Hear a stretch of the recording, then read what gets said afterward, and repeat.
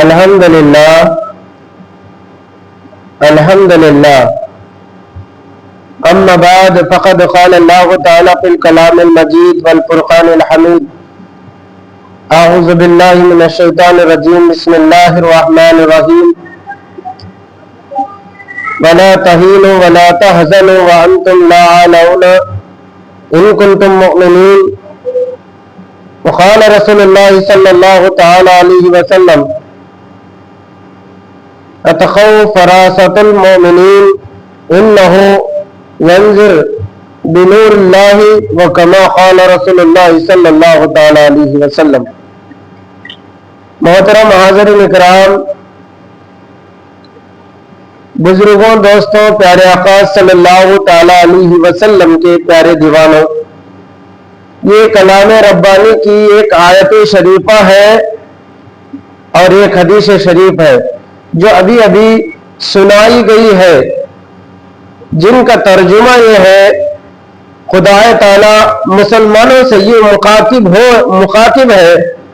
اے توحید کے ستارے اور میرے حبیب کے کلمہ پڑھنے والے، نہ گھبراؤ اور نہ غمگین ہو، نہ گھبراؤ اور نہ غمگین ہو، ہر طرح کی سر بلندی تمہارے لیے ہی ہے، ہر طرح کی سر بلندی تمہارے ہی لیے ہے، بشرطے کہ مومن کامل ہو جاؤ۔ سبحان اللہ۔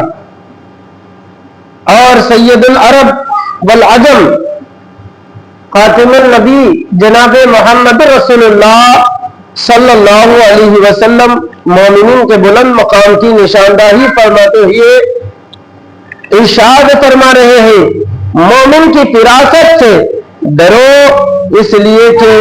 وہ اللہ کے نور سے دیکھتا ہے۔ سبحان اللہ، وہ اللہ کے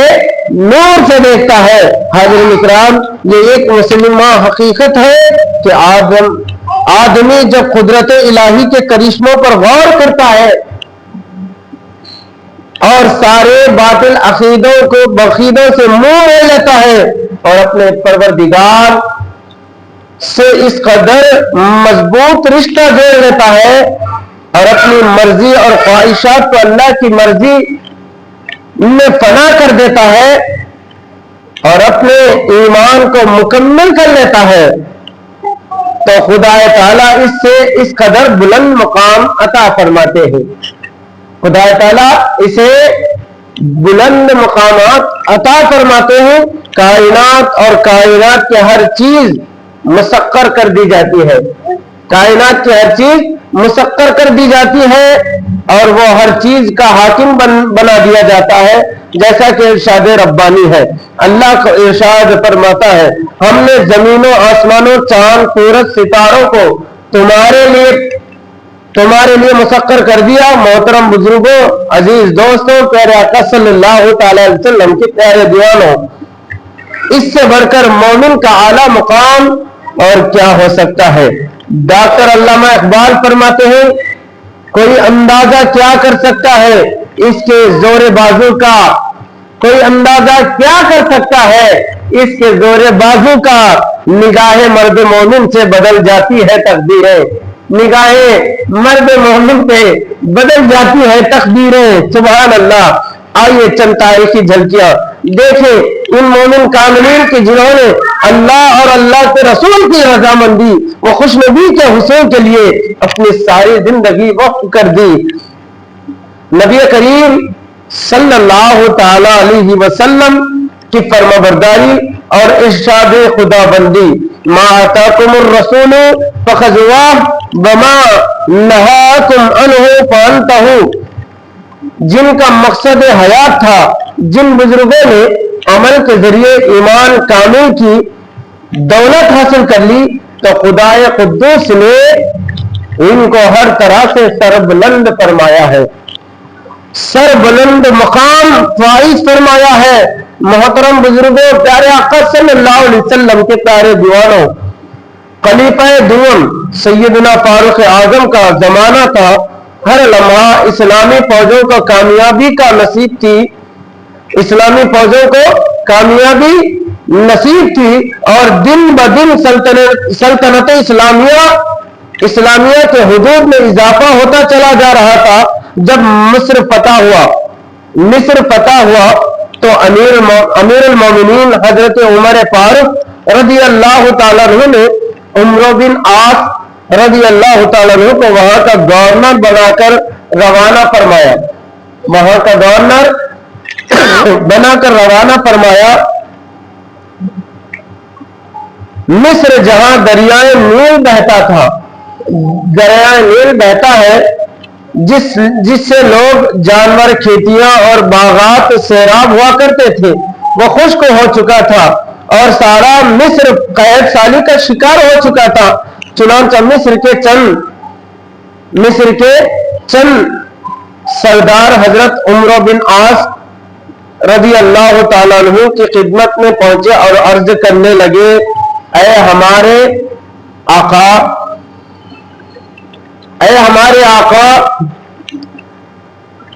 جب بھی دریائے نیل خشک ہوتا تو اہل مصر کی عادت چلی آ رہی ہے کہ ایک کنواری لڑکی کو بناؤ سنگار کر کے دریا کی بھینٹ چڑھاتے ہیں، اور جب تک ایسا نہیں کرتے دریا بہنے کی کوئی توقع نہیں ہے۔ یہ ان کے خیالات کا اظہار کیے تو وہاں کے گورنر عمرو بن عاص رضی اللہ تعالیٰ عنہ لہذا ہمیں اس رسم کی ادائیگی کی اجازت سے نوازے۔ گورنر مصر نے ساری کیفیت لکھ کر امیر المومنین رضی اللہ تعالیٰ عنہ عمر فاروق رضی اللہ تعالیٰ عنہ سے رائے طلب کی تو امیر المومنین رضی اللہ تعالیٰ عنہ نے ایک پرچی یہ تحریر فرمائی، جس میں یہ تحریر کیا، بسم اللہ الرحمن الرحیم، مسلمانوں کے امیر عمر بن خطاب کی جانب سے نیل مصر کے نام، یعنی دریائے نیل مصر کے نام، یہ نیل، اے نیل، اگر تو اللہ کے حکم سے بہتا ہے تو بہے، ورنہ مسلمان تیرے بہاؤ کے محتاج نہیں۔ اور والی مصر کے نام ایک خط تحریر کیا جس میں یہ لکھا تھا کہ قدیم رسم کو جاری کرنے کی اسلام تو ہرگز اجازت نہیں دیتا، البتہ میری یہ پرچی جو دریا نیل کے نام ہے اسے دریا میں ڈال دو۔ چنانچہ حضرت عمر بن عاص رضی اللہ تعالیٰ عنہ نے امیر المومنین عمر فاروق رضی اللہ تعالیٰ عنہ کے حکم کے مطابق آپ رضی اللہ تعالیٰ عنہ کی لکھی ہوئی چٹھی دریا میں ڈال دی۔ جب چٹھی دریا میں پڑی تو ساری دنیا محو حیرت تھی کہ فوراً دریا بہنے لگا۔ سبحان اللہ، فوراً دریا بہنے لگا۔ محترم حاضرین اکرام،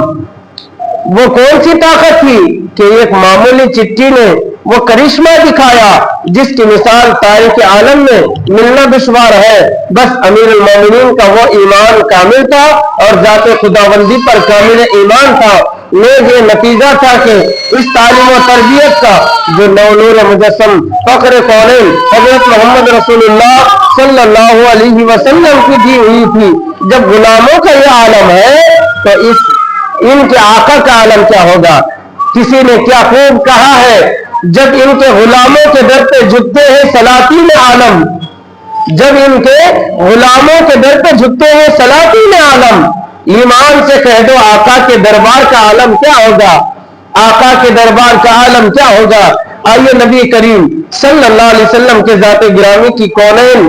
پر حکومت کا جائزہ لیتے چلے، جن کی انگشت مبارک کا اشارہ تھا کہ چاند نے اپنا سینہ چاک کر دیا، کنکریوں نے کلمہ پڑھا، درختوں نے گواہی دی، بے زبان جانوروں نے گفتگو کی، ڈوبا ہوا سورج مغرب کے افق پر لوٹ آیا۔ غرض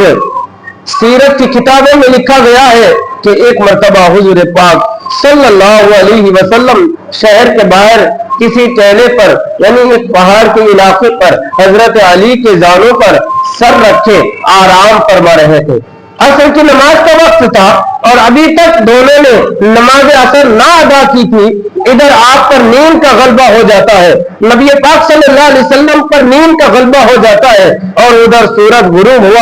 ہونا چاہتا ہے، اور حضرت علی بے چین و بے قرار ہے، شریعت پکار رہی ہے کہ اے علی اٹھو اور صاحب شریعت کو جگا دو، جلدی سے اثر ادا کر لو ورنہ اثر قضا ہو جائے گی۔ اور ادھر عشق نبی پکار کر کہہ رہا ہے کہ اے علی صاحب شریعت کے آرام میں خلل نہ ڈالو، انہیں کے بعض اثر کی نماز تمہیں ملی ہے، ممکن ہے اللہ کوئی بہتر صورت نکال دے۔ اسی کشمکش میں تھے، سورج غروب ہو گیا اور حضرت علی کی آنکھوں سے بے ساختہ آنسو نکل پڑے، چونکہ علی کے یہ جذبہ محبت میں نکلتے تھے، گرے تو رخسار نبوی پر گرے، سبحان اللہ، گرے تو کیا ہے، رخسار نبوی پر گرے، سرکار بیدار ہو جاتے ہیں اور پوچھتے ہیں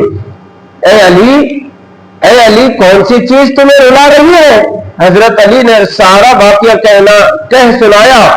بس کیا تھا، سرکار نے ڈوبے ہوئے سورج کی طرف اشارہ کیا اور سورج دوبارہ افق پر نمودار ہو جاتا ہے۔ پیارے آقا صلی اللہ علیہ وسلم کے پیارے دیوانوں، محترم حاضرین اکرام، وہ کون سی طاقت تھی کہ ڈوبا ہوا سورج نکل آیا؟ تو ساری کائنات یہی جواب دے گی کہ ایمانی قوت، بے شک نبی کریم صلی اللہ علیہ وسلم سے بڑھ کر کون مومن ہو سکتا ہے؟ اب قرآن کریم ہم سے مخاطب ہے کہ اے ایمان والو، نبی کریم صلی اللہ علیہ وسلم کی پوری فرما برداری کرو اور کامل مومن بن جاؤ۔ جب تمہارا ایمان کامل بن جائے گا تو خدائے پاک تمہیں کائنات میں سربلند عطا فرمائے گا، سربلندی عطا فرمائے گا۔ سبحان اللہ، سبحان اللہ۔ اللہ تعالیٰ سے دعا وہ ہم سب کو کہنے اور سننے سے اس پر عمل پیرا رہنے کی توفیق عطا کرے، اور خدا اور رسول کی اطاعت گزاری میں زندگی بسر ہونے کی توفیق عطا کرے۔ واخر دعوانا ان الحمد